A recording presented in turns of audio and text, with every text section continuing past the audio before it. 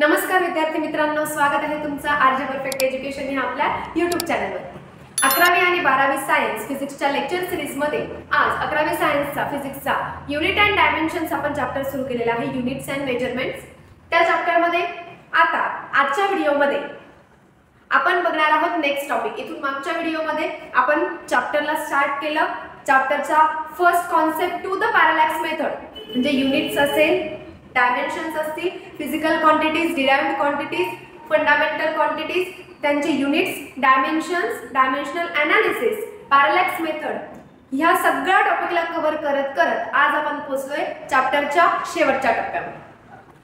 आपल्या लेसनच्या शेवटच्या टप्प्यामध्ये आपल्याला नवीन टॉपिक शिकायचा आहे, तो टॉपिक म्हणजे एरर्स इन द मेजरमेंट। आपण चॅप्टर शिकतो units and measurement. Units and measurement मध्ये युनिटचा पार्ट आपण शिकलो की कोणत्या कोणत्या फिजिकल क्वांटिटीज आपल्याकडे आहे, त्या फिजिकल क्वांटिटीजचे कसे कसे युनिट्स आहेत, कोणत्या कोणत्या सिस्टीम मध्ये ते युनिट्स मेजर केले जातात, आणि त्यानंतर आपण त्यांचे डायमेन्शन्स फाइंड आउट केले। डायमेन्शनल एनालिसिस द्वारे आपण वेगवेगळे फॉर्म्युले डिराइव्ह केले, वेगवेगळ्या फॉर्म्युलांना चेक केलं की हे फॉर्म्युले करेक्ट आहे की नाही, आणि आता आपण वळतोय मेजरमेंटकडे, मेजरमेंट मेथडकडे, की आपण वेगवेगळ्या क्वांटिटीज मेजर केल्या। कुठल्या कुठल्या क्वांटिटीज असतील, साइज ऑफ प्लॅनेट असेल, length of distance of planet from the earth असेल, किंवा मास असेल, टाइम असेल, ह्या क्वांटिटीज आपण मेजरमेंट मध्ये कशा वापरतो, त्यांचे मेजरमेंट युनिट्स कसे डिराइव्ह झाले किंवा कसे डिझाइन केले गेले, कसे ऍक्सेप्ट केले गेले, ह्या सगळ्याबद्दल माहिती आपण घेतली। पण आता मेजरमेंट करत असताना पुढची एक गोष्ट घडते की चूक। मेजरमेंट, कुठल्या गोष्टीचं मेजरमेंट करत असताना त्याच्यामध्ये ॲक्युरसी असणं खूप गरजेचं असतं। ॲक्युरसी असणं म्हणजे काय की आपण जे काही मेजरमेंट करतोय, जी काही फिजिकल क्वांटिटी आपण मेजर करतोय, ती ॲक्युरेट असणं गरजेचं आहे। का ॲक्युरेट असणं गरजेचं आहे? Accuracy, why accuracy is most important. Daily life मध्ये विचार करा, आपल्या डेली यूज मध्ये, की आपण ग्रोसरी शॉप मध्ये गेलो आणि ग्रोसरी शॉप मध्ये आपण काहीतरी विकत घेतोय, धान्य असेल, एखादी डाळ असेल, तांदूळ असेल, साखर असेल, जे काही असेल। मग आता आपण जर 1 किलो साखर मागितली तर आपल्याला एक्झॅक्ट 1 किलो साखर मिळायला हवी, दॅट इज अवर एक्सपेक्टेशन। आपली अपेक्षा काय, आपण 1 किलो साखर जर दुकानदाराकडे मागितली तर त्याने 1 किलोच साखर द्यावी, किंवा आपण जर 4 साबण मागितले तर आपल्याला 4 साबण मिळाले, त्याने 3 साबण दिले तर चालेल का? मग हे त्याच्या काउंटिंग मध्ये मिस्टेक असेल, एरर असेल।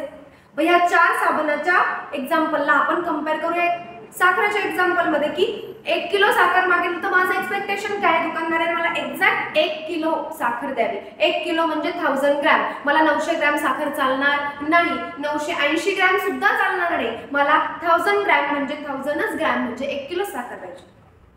मग ही ॲक्युरसी जर आपल्याला एक्सपेक्टेड आहे तर त्या मेजरमेंट मध्ये सुद्धा ती ॲक्युरसी असणं इम्पॉर्टंट आहे। ओके, सो ती ॲक्युरसी इम्पॉर्टंट आहे, पण आता त्या ॲक्युरसीकडे जाताना आपल्याकडनं एरर्स येतात। मेजरमेंट मध्ये बऱ्यापैकी एरर येतात।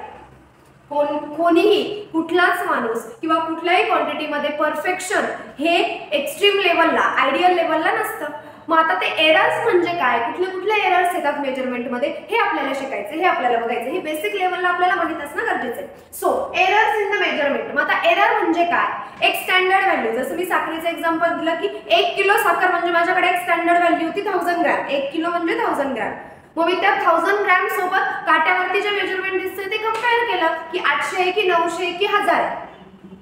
मग जर 920 ग्रॅम जर त्याच्यावरती दाखवलं गेलं तर मी काय सांगेल की याच्यामध्ये एरर आहे, तुमचा काटा काय आहे, चुकीचा आहे, याच्यामध्ये एरर आहे। का?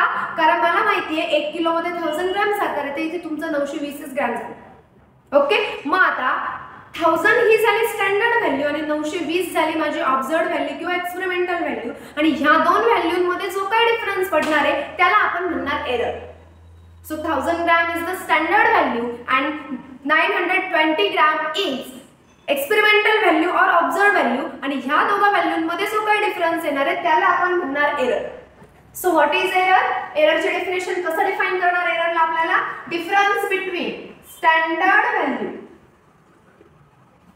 difference between standard value and experimental value or observed value. Experimental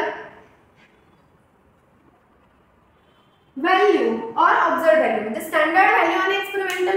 जो काही डिफरन्स मिळेल त्याला आपण काय म्हणणार, एरर, की एवढ्या प्रमाणात एरर आपल्या मेजरमेंटमध्ये आहे. समजा एका माणसाने तुमची रूमची लेंथ मोजली, बरोबर आहे, ती समजा 5 मीटर आहे किंवा 4 मीटर आहे, 10 मीटर आहे, जितकी काही लेंथ असेल, आणि दुसऱ्याने मोजली आणि ती त्याच्यामध्ये थोडासा डिफरन्स आला, एकाने 10 मीटर मोजली, एकाने 8 मीटर मोजली, तर त्या 10 मीटर आणि 8 मीटर मध्ये जो काही डिफरन्स पडणार आहे त्याला आपण काय म्हणणार, एरर. सो आता एरर कोणत्या कोणत्या गोष्टींमध्ये असू शकतात. ग्रोसरी शॉप मध्ये त्याचा काटा फॉल्टी असू शकतो. काय असू शकतो, त्याचा काटा फॉल्टी असू शकतो, किंवा जो मेजरमेंट करणार आहे तो मेजरमेंट करणाऱ्याने चुकीच्या पद्धतीने तो काटा ऍडजस्ट केलेला असू शकतो, त्याच्यामुळे आपलं मेजरमेंट चुकू शकतं, किंवा अदरवाईज त्याने रीडिंग चुकीचं बघितल्यामुळे एरर येऊ शकतो. काट्यावरती रीडिंग बरोबर दाखवलंय पण तो सांगताना आपल्याला चुकीचं सांगतोय, त्याच्यामध्ये एरर असू शकतो. म्हणजे असे वेगवेगळ्या मेथड्स आपल्याला एरर दाखवू शकतात. मग सो वेगवेगळ्या मेथड्स एरर दाखवू शकतात. म्हणजे मग आता कुठल्या कुठल्या एररचे टाइप्स डिराइव्ह झाले, त्याच्यावरून आपल्याला एररचे टाइप्स डिराइव्ह झाले, सिस्टमॅटिक एरर आणि random error. Error has two types, systematic error आणि रॅन्डम एरर. मग आता सिस्टमॅटिक एरर म्हणजे काय, सिस्टमॅटिक एरर मध्ये आपल्याला 3 टाइप्सचे एरर येतात. कुठले कुठले 3 टाइप्सचे error, first is instrumental error, imperfection in technique and personal error. बरोबर आहे. मग आता इन्स्ट्रुमेंटल एरर म्हणजे काय, तर तुमचं इन्स्ट्रुमेंट फॉल्टी असू शकतं. If instrument is faulty then the error is known as instrumental error. समजा तुमच्या ग्रोसरी शॉप मधला जो काही काटा आहे, जो काही वेव्ह बॅलन्स आहे, तो वेव्ह बॅलन्स चार्ज नाहीये किंवा त्याचे सेल खराब झाले, तर तो काय करेल, फ्लक्च्युएशन दाखवेल तुमच्या मेजरमेंट मध्ये. म्हणजे तुम्ही कितीही करेक्टली त्याला मेजर करत असाल तरी तो त्याच्या मेजरमेंट मध्ये किंवा रीडिंग मध्ये फ्लक्च्युएशन दाखवेल. Why there is fluctuation? Due to the faulty instrument. तुमचं इन्स्ट्रुमेंट काय फॉल्टी आहे, त्याच्यामुळे तुमच्या मेजरमेंट मध्ये फ्लक्च्युएशन येत आहे किंवा एरर येतोय. मग error due to faulty instrument is known as instrumental error. How do we define instrumental error? Instrumental error आपण कसं डिफाइन करू शकतो, instrumental error is nothing but the error due to faulty instrument. कसं लिहिणार याला मी, error due to faulty instrument. Faulty instrument मुळे जो काही एरर मला बघायला मिळेल त्या एररला मी काय म्हणणार, इन्स्ट्रुमेंटल एरर. मग आता हा इन्स्ट्रुमेंटल एरर आपल्याला वेगवेगळ्या ठिकाणी बघायला मिळू शकतो. मी जसं एक्झाम्पल सांगितलं, वेव्ह बॅलन्स, बरोबर आहे. त्याच्यानंतर आपण दुसरं काही, सपोज तुम्ही टेम्परेचर मेजर करताय, तुमचं थर्मामीटर जर करेक्टली कॅलिब्रेटेड नसेल तर तो सुद्धा तुम्हाला फॉल्टी एरर देऊ शकतो. किंवा तुमचं एखादं मेजरमेंट मशीन आहे, ते सुद्धा तुम्हाला फॉल्टी रीडिंग्स देऊ शकतं. का, कारण त्या इन्स्ट्रुमेंटचं कॅलिब्रेशन प्रॉपर नाही, ते इन्स्ट्रुमेंट फॉल्टी आहे, त्याच्यामुळे तो जो काही मेजरमेंट देतोय त्या मेजरमेंटमध्ये तुमच्या काय येऊ शकतो, एरर येऊ शकतो. मग error due to faulty instrument is instrumental error. Next is imperfection in technique.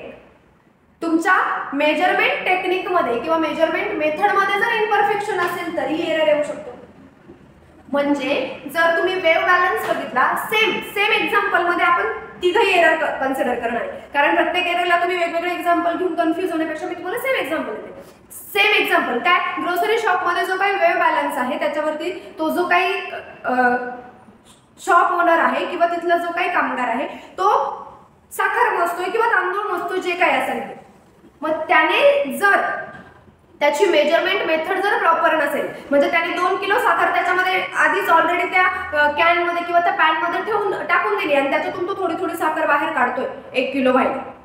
मग याच्यामध्ये त्याने बाहेर काढली, जास्त काढली गेली, परत थोडीशी टाकली, परत ते कमी जास्त झालं, परत थोडीशी काढली, म्हणजे या काढण्या टाकण्यामध्ये, या कमी जास्त करण्यामध्ये तुमच्या मेजरमेंट मध्ये काय येऊ शकतो, एरर येऊ शकतो. दिस इज इम्परफेक्शन इन टेक्निक. म्हणजे मेजरमेंटच्या टेक्निक मध्ये तुमचं इम्परफेक्शन येऊ शकतं.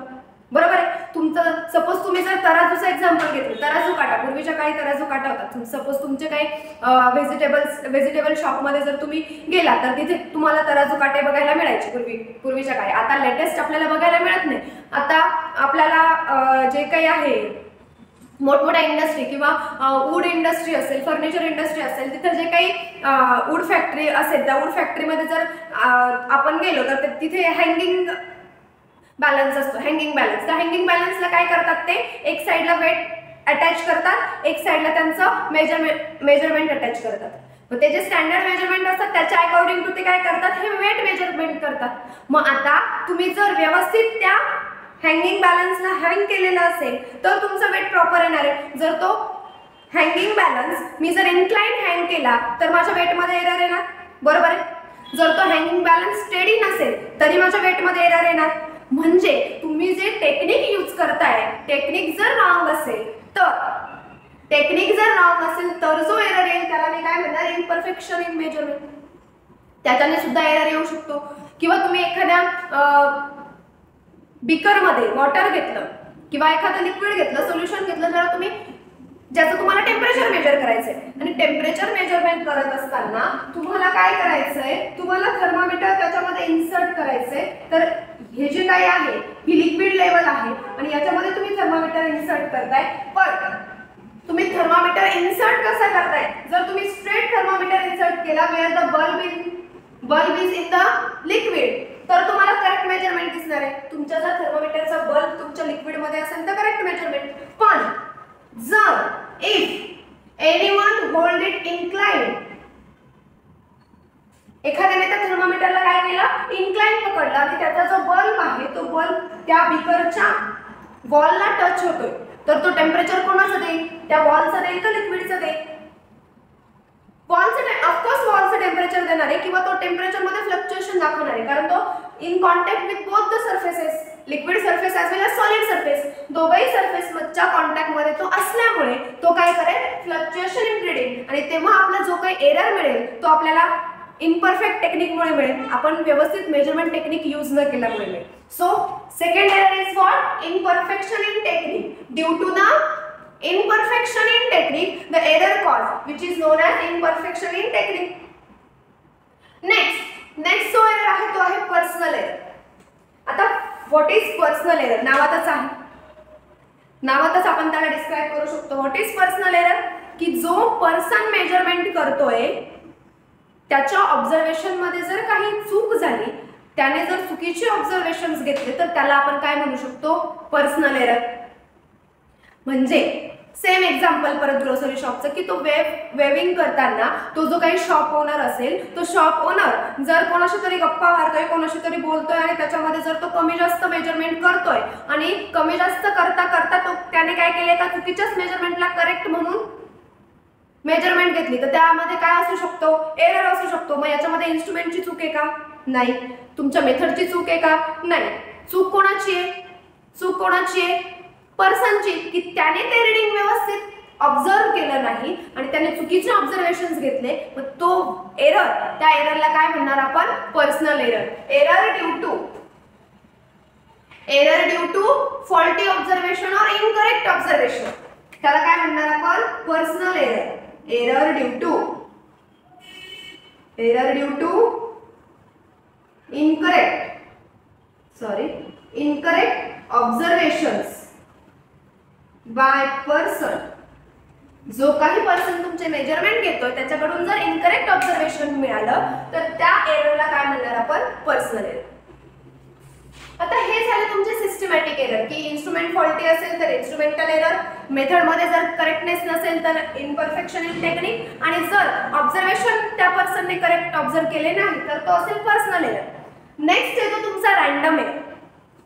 सेकंड टाइप येतो random error. This is due to the fluctuation in environment around surrounding the measuring assembly. तुम्ही जे काही मेजरमेंट घेताय त्या मेजरिंग असेंब्लीच्या अराउंड जर एन्व्हायरमेंटमध्ये फ्लक्च्युएशन झालं किंवा अजून कुठल्या गोष्टीमध्ये फ्लक्च्युएशन झालं आणि त्याच्याने जर तुमच्या मेजरमेंटमध्ये एरर येत असेल तर त्याला आपण म्हणणार रँडम एरर. रँडम अगदी, म्हणजे तुमच्या इन्स्ट्रुमेंटची पण चूक नाही, इन्स्ट्रुमेंट पण करेक्ट आहे, मेथड पण करेक्ट आहे, पर्सन पण करेक्ट ऑब्झर्वेशन घेतोय, पण अचानक एन्व्हायरमेंटमध्ये काही चेंज झाला किंवा अदर काही फ्लक्च्युएशन झाले आणि त्याच्यामुळे थोडाफार जर एरर येतोय तर त्याला मी काय म्हणणार, random error. So random error is what we define random error. How we define random error. Random error is the error due to change in environment surrounding the measuring assembly. तुमच्या measuring असेंब्लीच्या आजूबाजूला होणाऱ्या फ्लक्च्युएशनमुळे किंवा environmental चेंजेसमुळे जे काही error तुम्हाला बघायला मिळणार त्या एररला तुम्ही काय म्हणणार, random error. Okay, this is the types of error. तुम्हाला 2 मार्कासाठी क्वेश्चन येऊ शकतो. Write a short note on error or explain error. तर मग त्यामध्ये तुम्हाला एररची definition, how we define error. Error is defined as the difference between standard value and experimental value. There are 2 types of error, systematic error and random error. Okay, systematic error is classified as, how do we classify systematic error? Instrumental error, imperfection in technique and personal error. मग तुम्ही systematic एररची definition लिहू शकतात. Systematic एररला define करणार, त्यानंतर त्याचे types define करणार. And then second type is random error. Random error is error due to the fluctuation in environment surrounding the measuring assembly. Okay, and example देणार आपण प्रत्येक एरर मध्ये जे काही एक्झाम्पल असेल आणि अशा पद्धतीने तुमची काय तयार होणार, शॉर्ट नोट तयार होणार. मी जे काही एक्सप्लेनेशन दिलेलं आहे ते तुम्हाला समजलं असेल तर स्वतः एक्सप्लेनेशन लिहिण्याचा प्रयत्न करा. जेवढं तुम्ही स्वतः लिहाल, जेवढं तुमच्या पर्सनल नोट्स असतील, सेल्फ नोट्स, तेवढं तुम्हाला तो टॉपिक अंडरस्टँडिंगसाठी सोपा पडेल किंवा तुम्हाला एक्झाममध्ये तो टॉपिक लिहिण्यासाठी सोपा पडेल. कारण तुम्ही तुमच्या अंडरस्टँडिंगने त्या गोष्टी लिहिलेल्या आहे ज्या तुम्हाला रट्टा मारण्याची गरज नाही. अदरवाईज तुम्हाला या टॉपिकवरच्या रिटर्न नोट्स आपल्या चॅनलवरती अवेलेबल आहेत. डिस्क्रिप्शन बॉक्समध्ये जा, तिथे लिंक आहे. वेबसाईटवर गेल्यानंतर तुम्हाला युनिट्स अँड मेजरमेंटच्या पूर्ण notes with all the topics detail notes तुम्हाला अवेलेबल असतील. डिस्क्रिप्शनमध्ये जा आणि तिथून तुम्हाला नोट्स अवेलेबल होतील. पण माझा प्रयत्न असा असेल की जर तुम्हाला टॉपिक समजतोय, एक्सप्लेनेशन समजतंय, तर write it yourself, write it by yourself. तुम्ही स्वतः लिहिण्याचा प्रयत्न करा, म्हणजे तो टॉपिक तुम्हाला लक्षात ठेवायला सोपा पडेल. So this is error. मग आता हा एरर आपण मेजर कसा करणार, त्या एररचं मेजरमेंट कसं करणार, तर याला आपण कसं मेजर करणार, estimation of error.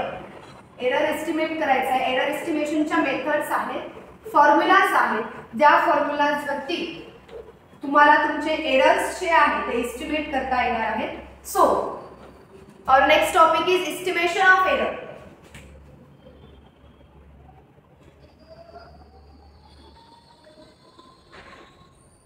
Estimation of error. आता सपोज आपण काय करतो, एरर्स बघितले, एररचे टाइप्स बघितले.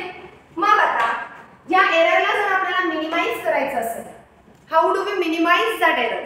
सपोज इन्स्ट्रुमेंटल एरर असेल, what is instrumental error, error due to fault instrument. मग तो जर आपल्याला अवॉइड करायचा असेल किंवा मिनिमाइज करायचा असेल तर आपण काय करणार, आपण एकतर इन्स्ट्रुमेंट रिप्लेस करणार किंवा त्याला करेक्ट करणार.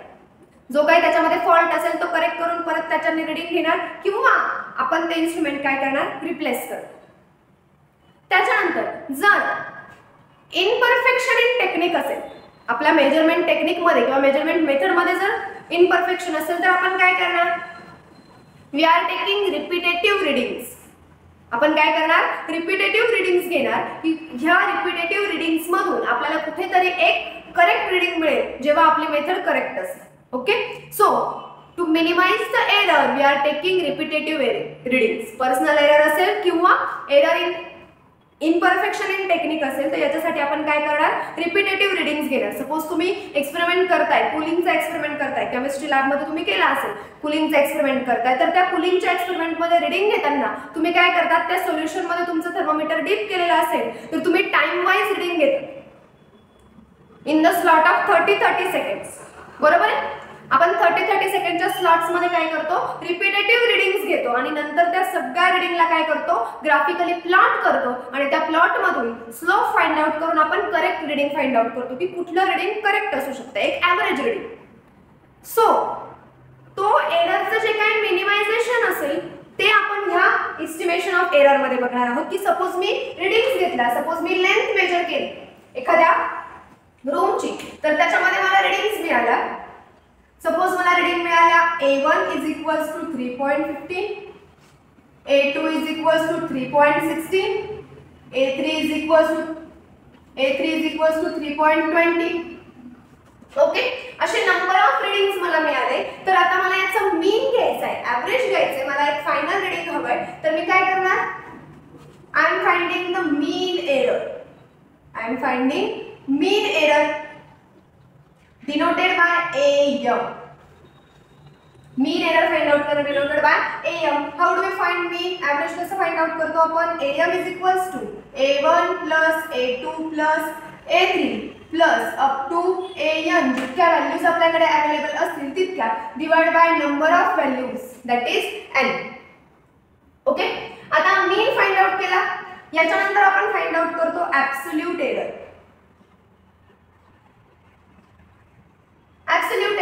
Absolute error is delta A. Absolute error delta value. Okay, so मी कसं फाइंड आउट करणार? सपोज मला फाइंड आउट करायचं आहे delta A1. So delta A1 जर फाइंड आउट करायचं असेल तर mean value minus first value. Mean value minus first value, AM minus A1. This is delta A1. त्याच्यानंतर डेल्टा A2 कसं फाइंड आउट करणार आपण? AM minus A2. Delta A3 find out कसं करणार? AM minus A3. आता absolute value हे mod कशासाठी आहे? मॉड म्हणजे ॲब्सोल्यूट व्हॅल्यू, म्हणजे तुमची व्हॅल्यू पॉझिटिव्ह आली किंवा निगेटिव्ह आली, तुम्ही आन्सर फायनल व्हॅल्यू कशी घेणार? पॉझिटिव्ह घेणार. This is nothing but absolute value. This is absolute error. then we find out करणार, this is first, this is second, mean absolute error. mean absolute error, absolute error चा पण mean. आता absolute error मध्ये आपल्याला number of values मिळाल्या. हे number of values आपण collect करणार delta AM. So mean absolute error म्हणजे same average value delta AM is equals to delta A1 plus delta A2 plus delta A3 plus delta AN, जितक्या values आहे number of values तितक्या, divide by N. This is nothing but mean absolute error. Then we are finding relative error. नंतर आपण काय find out करतो? Relative error. What is relative error? Relative error is nothing but delta value upon original value. Delta value upon original value म्हणजे change mean absolute error by mean value. Okay, then last is percentage error. Last काय? Percentage error. आता percentage error कसं calculate करणार? How do we calculate percentage? Percentage कसं calculate करतो? Multiply by 100. So I am calculating the percentage error. Sorry, percentage error म्हणजे फक्त तुम्हाला relative एररला कशाने मल्टिप्लाय करायचं आहे? 100 ने. So percentage error is equals to relative error into 100%. Relative error into 100%. What is relative error? Delta AM upon AM into 100. This is nothing but percentage error. अशा पद्धतीने आपण कुठल्याही व्हॅल्यू मधला एरर एस्टिमेट करू शकतो. म्हणजे किती पर्सेंट ऑफ एरर त्या मेजरमेंट मध्ये आपल्याला मिळतोय हे आपण एस्टिमेट करू शकतो. कसं? आपल्याला काय करायचंय? रिपीटेटिव्ह एक्सपेरिमेंट्स करायचे, रिपीटेटिव्ह रीडिंग्स घ्यायचे आहे. जे रीडिंग्स मला मिळतील A1, A2, A3 लाईक दिस. त्याच्यानंतर आपल्याला त्याचा ॲव्हरेज फाइंड आउट करायचं आहे. Mean value, mean error AM is equals to A1 plus A2 plus A3 plus up to nth value divide by n. Then आपण काय फाइंड आउट करणार? Absolute error. Delta A1 is equals to AM minus A1, delta A2 is equals to AM minus A2, delta A3 is equals to AM minus A3. Then we are finding mean absolute error. जो काय absolute error आपण find out केला त्याचा mean घ्यायचा, average value घ्यायची, same मीनचा formula. Then we finding relative error. Relative error म्हणजे काय? Delta value upon original value. म्हणजेच mean absolute error, ratio of mean absolute error to the mean error, delta AM upon AM. And then last is percentage error. म्हणजे तुम्हाला काय करायचंय? Relative एररला फक्त कशाने multiply करायचंय? 100 ने. तुम्हाला मिळेल in what percent there is error in the measurement. किती पर्सेंटेज मध्ये तुमच्या एरर मध्ये मेजरमेंट आलेले आहे हे तुम्हाला ह्या मेथडने फाइंड आउट करता येईल. तुमच्या टेम्परेचर मध्ये एरर असू द्या, लेंथ मेजरमेंटमध्ये एरर असू द्या, मास मेजरमेंटमध्ये एरर असू द्या, डिस्टन्स मेजरमेंटमध्ये एरर असू द्या, तुम्ही ज्या काही रिपिटेटिव्ह रिडिंग्स घेणार ते इथे पुट करणार आणि ह्या 4 or 5 मेथड्स मध्ये तुम्ही जाणार आणि लास्ट जे काही तुम्हाला मिळेल पर्सेंटेज इन एरर. अशा पद्धतीने आपण एरर एस्टिमेट करू शकतो. आता सपोज मी ही व्हॅल्यू घेतली आहे, या व्हॅल्यूने मी तुम्हाला सगळे एरर्स कॅल्क्युलेट करून दाखवू शकते. म्हणजे जिथे A1 A2 A3 दिसतात त्या व्हॅल्यू आपण कुठे पुट करणार, इथे त्याची ॲव्हरेज व्हॅल्यू मिळणार, त्याच्यानंतर त्याची ॲब्सोल्यूट व्हॅल्यू, मीन ॲब्सोल्यूट व्हॅल्यू, रिलेटिव्ह एरर आणि पर्सेंटेज एरर. व्हिडिओ पॉज करा, स्क्रीनशॉट घ्या, फॉर्म्युलेज एकत्र कलेक्ट करा आणि ज्या व्हॅल्यू मी इथे मेन्शन केलंय ह्या व्हॅल्यू काय करा, ह्या व्हॅल्यू तुम्ही पुट अप करा. त्याच्याने पर्सेंटेज एरर कसा मिळतोय हे मला कॅल्क्युलेशन करून कमेंट बॉक्समध्ये सांगा. ओके ओके, म्हणजे माझ्या लक्षात येईल मी सांगितलेले फॉर्म्युले तुम्हाला अप्लाय करता येतात की नाही. ओके, आता हा एरर एस्टिमेट करत असताना याच्यामध्ये तुम्हाला वेगवेगळे टाइप्स दिलेले असतील, कॉम्बिनेशन्स दिलेले असतील. कॉम्बिनेशन ऑफ एरर म्हणजे सम अँड डिफरन्स फॉर्म मध्ये असेल, प्रोडक्ट अँड डिव्हिजन फॉर्म मध्ये असेल, तर हे वेगवेगळे कॉम्बिनेशन कसे एस्टिमेट करायचे किंवा ह्या पद्धतीने एरर कसा कॅल्क्युलेट करायचा, तर त्याच्यासाठी मेथड्स आहेत. Okay, so next is combination of error.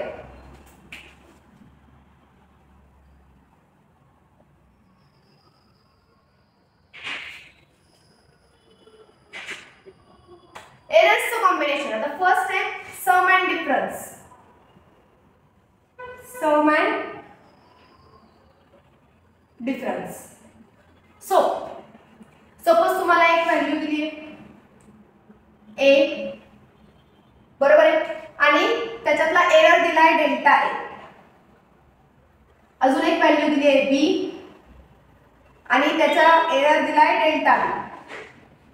So मला जर ह्या व्हॅल्यूंना ऍड करायचं असेल, आता ह्या व्हॅल्यूज कशा दिलेल्या असतात, तर तुम्हाला जेव्हा तुम्ही न्यूमेरिकल सॉल्व्ह कराल तेव्हा तुम्हाला या व्हॅल्यूज दिसतील. कशा दिलेल्या असतात या values, A plus minus delta A आणि बी प्लस मायनस डेल्टा बी, अशा पद्धतीने या व्हॅल्यू दिलेल्या असतील. सपोज या दोघांना तुम्हाला सम करायचंय, यांची दोघांची काय करायची आहे, सम. काय करणार मी, ऍडिशन, बरोबर आहे. मग आता ऍडिशन होत असताना तुम्हाला जी काही व्हॅल्यू मिळेल addition, z is equals to काय मिळेल तुम्हाला, z is a plus b original value आणि डेल्टा z काय मिळेल तुम्हाला, delta A plus delta B. Simple लक्षात ठेवायचं, ऍडिशन करताना काय करायचं तुम्हाला, ओरिजिनल व्हॅल्यूची सेपरेट ऍडिशन करायची आणि एररची सेपरेट ऍडिशन करायची. Okay, original value separate, error separate. मग मी सपोज याला मी असं लिहिलं z plus minus delta z, तर याची ऍडिशन कशी लिहिणार मी, ऍडिशन कशी लिहिणार, a plus b plus delta A plus delta B, original value आणि delta value plus minus delta value. Original व्हॅल्यूची सेपरेट ऍडिशन करायची आणि डेल्टा व्हॅल्यूची सेपरेट ऍडिशन. ही डेल्टा व्हॅल्यू म्हणजे काय, तुमचा एरर. मग एरर जो आहे तो एरर 3 मेथड्स मध्ये असू शकतो. म्हणजे एक तर तो पॉझिटिव्ह असू शकतो, दोघंही व्हॅल्यू पॉझिटिव्ह, एका ठिकाणी पॉझिटिव्ह एरर एका ठिकाणी निगेटिव्ह एरर. अदरवाइज दोघंही पॉझिटिव्ह असू शकतात, दोघंही ठिकाणी ए आणि बी दोघांची एरर पॉझिटिव्ह असू शकतात. और आयदर ए पॉझिटिव्ह और बी निगेटिव्ह, ए पॉझिटिव्ह असू शकतो आणि बी निगेटिव्ह असू शकतो, और ए निगेटिव्ह किंवा बी पॉझिटिव्ह असू शकतो. एरर मध्ये काही डिफरन्स असू शकतो. मग आता त्या एररला कसं घेणार, तर एररला नेहमी मॅक्झिमम व्हॅल्यू मध्ये घ्यायचं.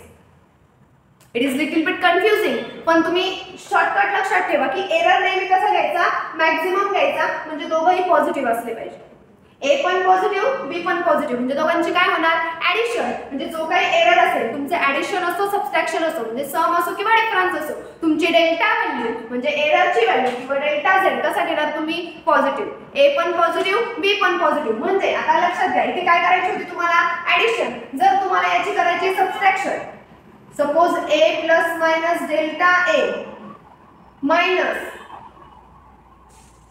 मायनस तुम्हाला काय करायचं आहे बी प्लस मायनस डेल्टा बी तुम्हाला काय करायची आहे सबट्रॅक्शन करायची आहे तर सबट्रॅक्शन करताना सुद्धा z is equals to a minus b original व्हॅल्यूची सबट्रॅक्शन सेपरेट करणार आणि डेल्टा z म्हणजे एररची व्हॅल्यू सेपरेट घेणार. मग आता एरर मी काय सांगितलं मॅक्सिमम घ्या ॲडिशन असो किंवा subtraction so I am taking it as delta a plus delta b काय करणार मी एरर ऑलवेज काय घेणार पॉझिटिव्ह. मग सपोज मला घ्यायचं आहे z plus minus delta z तर मी काय घेणार a minus b plus minus delta a plus delta b.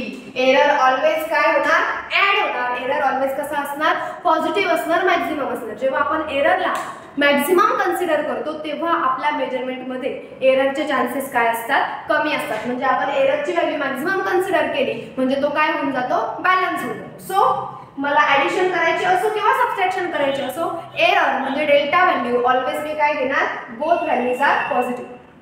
बरोबर आहे बोथ व्हॅल्यू काय घेणार मी पॉझिटिव्ह म्हणजे दोघांची ॲडिशन घेईल. आता इफ मला करायचं आहे product and division.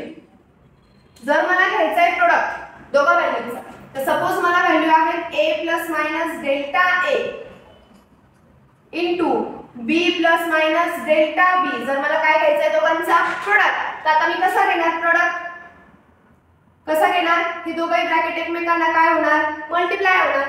So a ने मल्टिप्लाय करा a डॉट b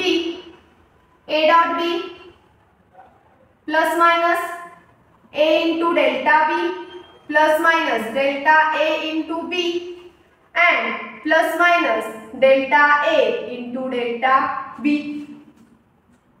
ओके काय मिळालं मला प्रत्येक टर्मने मी काय केलं प्रत्येक ब्रॅकेटला मल्टिप्लाय केलं. आता मी काय करणार याला घेतलं मी z into delta z plus minus. Okay आता मी याला काय करणार z काय असतो माझा z is equals to z always a into b आणि डेल्टा z काय असतो माझा delta a into delta b. बरोबर आहे. मी याला काय करते throughout divide by ab पूर्ण इक्वेशनला मी ab ने डिवाइड करते.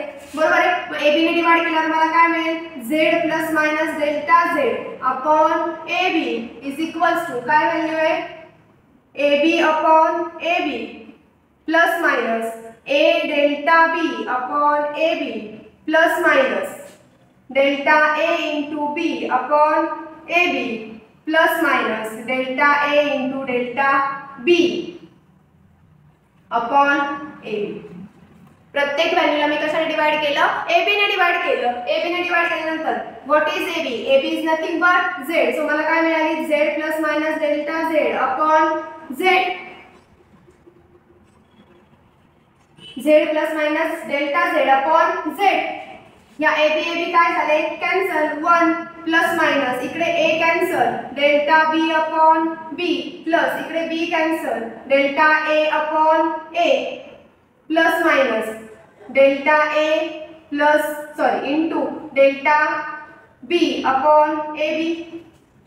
बरोबर आहे. z दोघांना सेपरेट डिवाइड होणार therefore 1 plus minus delta z upon z. बरोबर आहे. इकडे बाकीच्या व्हॅल्यू ॲज इट इज. आता सिन्स तुमचा डेल्टा व्हॅल्यू जे आहे एरर हा काय असतो स्मॉल असतो. काय असतो small. Error is very small. मग suppose error is very small तर delta a into delta b सुद्धा काय होणार अजून स्मॉल होणार. म्हणजे सपोज मी काय घेतलं 0.1 into 0.1 तर आपला एरर काय येणार 0.01 म्हणजे तो अजून छोटा होणार.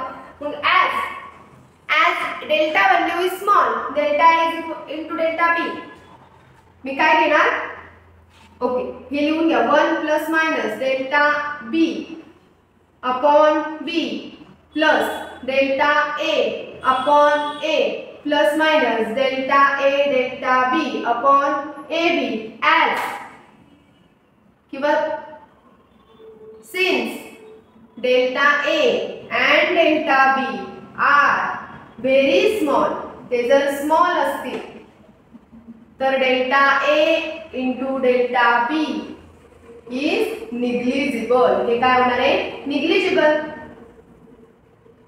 याला आपण काय करू शकतो? निग्लिजिबल कन्सिडर करू शकतो. मग इफ दिस इज निग्लिजिबल, हे जर निग्लिजिबल असेल तर ते काय होऊन जाणार? कॅन्सल होऊन जाणार. मग कॅन्सल होऊन जाणार तर इकडे राईट करते मी.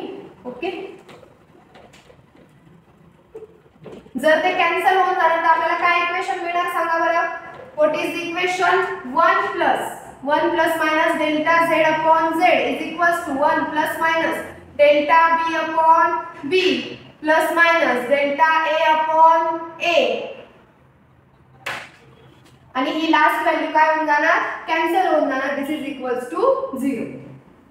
ओके, आता इकडे हा 1 आणि हा 1 काय झाला? कॅन्सल झाला. So we getting the equation delta z by z is equals to delta b upon b plus minus delta a upon a, or we can write it as by rearranging delta a upon a plus minus delta b upon b.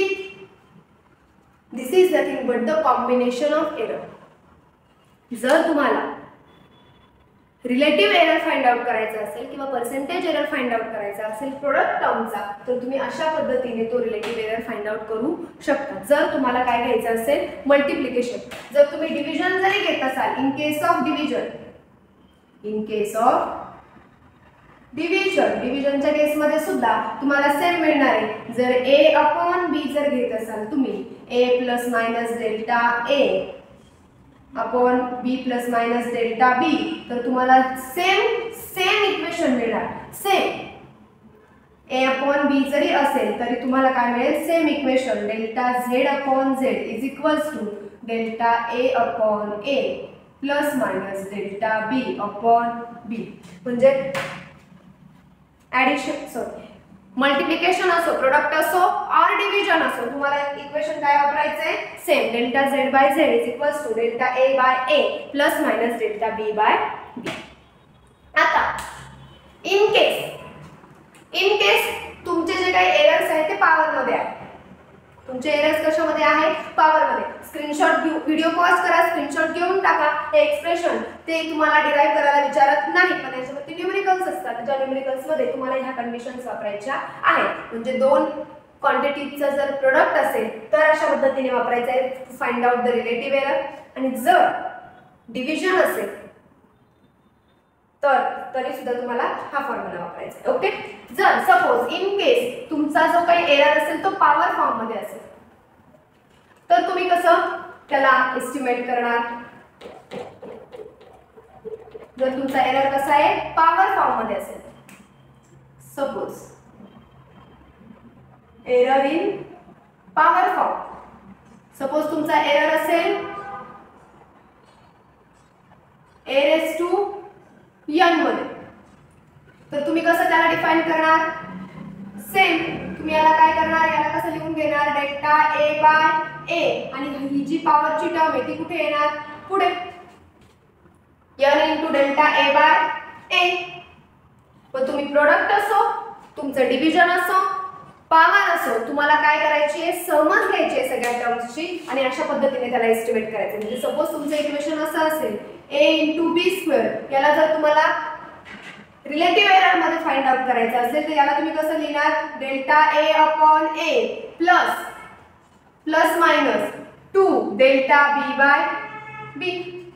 हा जो पॉवरची term आहे ती कुठे येणार? पुढे येणार. बघा का लिहिलं मी असं? यांच्या दोघांचा काय होता? प्रोडक्ट होता. जर दोन टर्मचा प्रोडक्ट असेल तर आपण काय टर्म घेतली आहे? Delta a by a plus minus delta b by b. तो सेम केस, फक्त पॉवर कुठे येणार? पुढे येणार.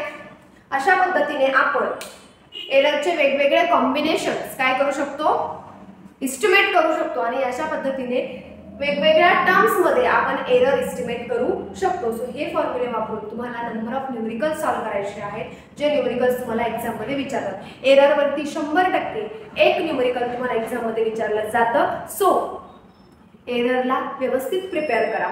आणि एरर वरती तुम्हाला सीईटी ला सुद्धा क्वेश्चन असतो, एस्टिमेट द एरर, किंवा एखादी टर्म दिलेली असते त्याच्या एरर एस्टिमेशन मध्ये कॅल्क्युलेट इट्स पर्सेंटेज एरर. तर तुम्हाला ह्या फॉर्मॅट मध्ये त्याला अरेंज करून रिलेटिव्ह एरर फाइंड आउट करायचा असतो आणि मल्टिप्लाय मल्टिप्लाइंग इट बाय 100 आपल्याला काय मिळतो, percentage error. So this is what the errors are. अशा पद्धतीने एरर्स इन द मेजरमेंट हा टॉपिक आपण इथे कव्हर केलेला आहे. एरर्स, त्याचे types, definitions, how to estimate the errors आणि कॉम्बिनेशन्स ऑफ एरर हा टॉपिक आपण इथे कव्हर केलेला आहे. आता चॅप्टरचा एक लास्ट टॉपिक बाकी आहे, significant figure and order of magnitude. ते आपण बघणार आहोत नेक्स्ट व्हिडिओमध्ये. तोपर्यंत व्हिडिओ बघत राहा. व्हिडिओ आवडला असेल, सगळ्या मेथड्स तुम्हाला समजल्या असतील तर व्हिडिओला लाईक करा.